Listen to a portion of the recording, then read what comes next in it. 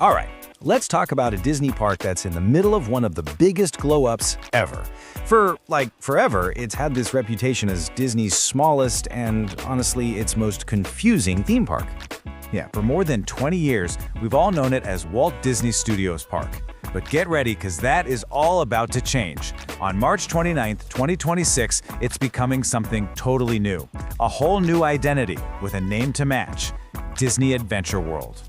And for a lot of people, this change can't come soon enough. You talk to anyone who's been for the first time, and they'll tell you it's just a wild mix of themes and rides. I love how one vlogger put it, calling it a convoluted mess, but then they added that somehow it still has this really cool nostalgic charm. And you know what? That's kind of perfect.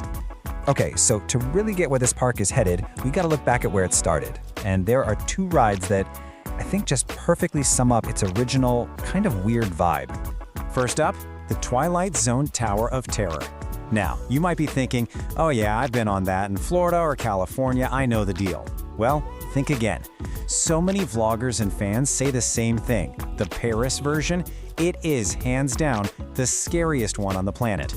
So what makes it so much scarier, right? Well, while the other towers are all about that spooky Twilight Zone mystery, this one just goes for straight up horror. I'm talking a creepy demonic character, a little girl who whispers, "Don't scream, it's gonna hear you." I mean, come on.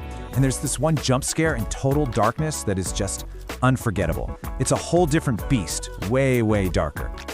Okay, so from pure horror, let's switch gears to pure nostalgia.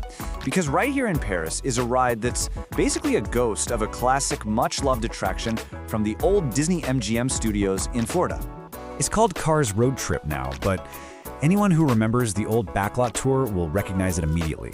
It's Catastrophe Canyon. They kept the whole scene. You've still got the tram shaking, the giant fire, the flash flood, everything. They just, added some Cars characters watching on the side. It is such a blast from the past. And this is where things get really interesting. Check out the wait times. You've got the super scary Tower of Terror with a decent wait, right? Then you have this nostalgic favorite, Catastrophe Canyon, with like a 5-minute wait. And then there's Crush's Coaster.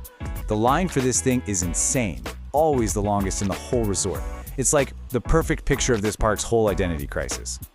All right, let's head over to the worlds of Pixar. And this is where that kind of chaotic, jumbled layout really kicks into high gear.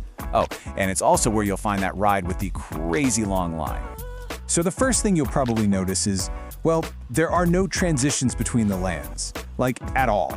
You can literally be standing in front of the Hollywood Tower Hotel, take like 7 steps, and boom, you're in Toy Story Land.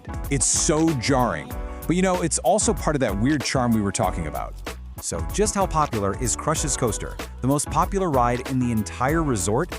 Well, this number says it all. At peak times, you might pay 21 euros per person just to skip the line once. That is wild. It's more than pretty much any other ride there. So what's the big deal? Why is everyone waiting for this thing? Well, it's this totally unique spinning coaster. It starts out all chill, like a slow dark ride taking you through the world of Finding Nemo. You see Bruce, all the characters, and then, out of nowhere, bam! It launches you into this crazy high-speed roller coaster in total darkness. The surprise factor is huge, and it is so fun. Okay, and right next door is another absolute park icon, Ratatouille the Adventure. Now, this is the OG, the original version of the ride that they later built over at Epcot in Florida. But even though Paris had it first, there are some pretty big differences. So here's the bottom line. Paris has the original, plus this amazing exit that drops you right into the real-life Chez Rémy restaurant, which is super cool.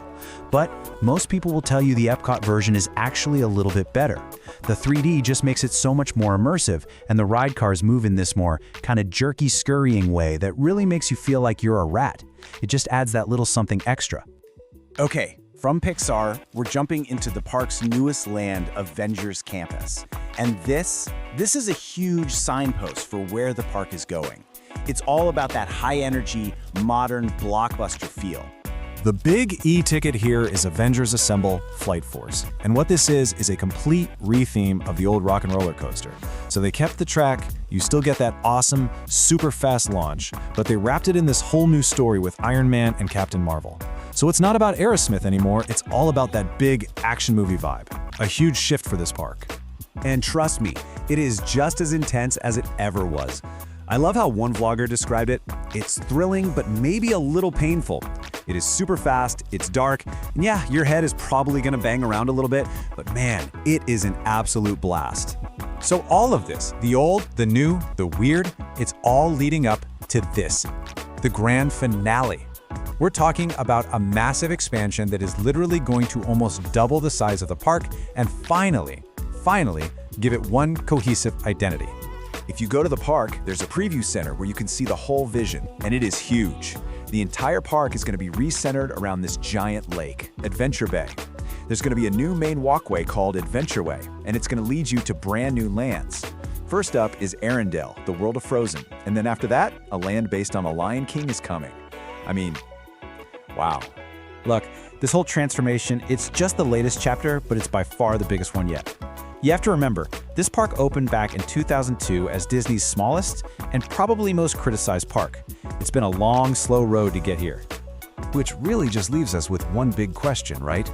This park, this place that people have called a convoluted mess for so long, could it be on the verge of becoming one of Disney's greatest comeback stories? I mean, it's a huge gamble, turning this park into a world-class destination, and you better believe we're all going to be watching to see how it turns out.